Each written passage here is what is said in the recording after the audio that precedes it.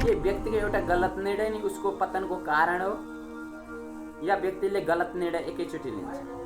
राधे राधे। हजुरहरूले कहिले सोच्नु भएको छ हाम्रो समाजमा बढिरहेको डिप्रेसन, फ्रस्ट्रेसन र त्यही अचेतन अवस्थामा रहँदाखेरि व्यक्तिले लिने गलत निर्णयको कारण के हो?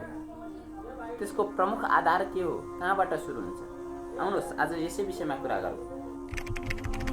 आजभन्दा 5000 वर्ष अगाडि भगवान श्रीकृष्णले अर्जुनको माध्यम बनाएर सारा जगतलाई ज्ञान गङ्गा प्रवाह गर्नुभएको छ, जसको नाम हो श्रीमद् भगवत गीता।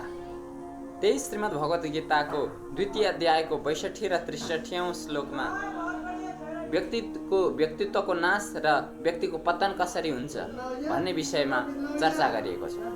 ध्यायतो विषयन पुंस संगस्ते सुपजायते संगात् संजायते काम कामात् क्रोधो विजायते क्रोधात् भवति सम्मोह सम्मोहात् स्मृति विभ्रम स्मृति भ्रंशात् बुद्धिनाशो बुद्धिनाशात् प्रणश्यति। विषयन ध्यायता यानी कि व्यक्तिले एउटै विषयमा बारम्बार सोच्दछ भने त्योसित सँग हुन जान्दछ, यानी कि ऊ कार्य गर्न तत्पर रहन्छ। र संगात् संजायते काम, अब उसमा काम उत्पन्न हुन्छ, यानी कि त्यो कार्य गर्ने, त्यो वस्तु प्राप्त गर्ने तीव्र इच्छा जाग्दछ। कामात् क्रोधो विजायते, जब व्यक्तिले चाहेको काम, चाहेको इच्छा पूर्ति हुँदैन, उसले भने जस्तो अनुरूप फल पाउँदैन, तब क्रोध उत्पन्न हुन्छ।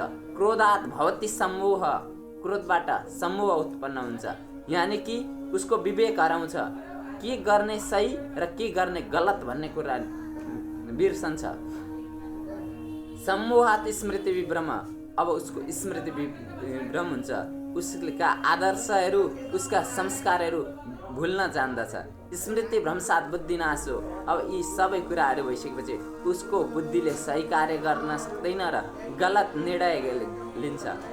जब गलत निर्णय लिन्छ बुद्धिनाशात् प्रणश्यति, उसको मान सम्मान इज्जत प्रतिष्ठा सबै मेट्छ र कतिपय अवस्थामा व्यक्तिले शरीर पनि लिन्छ।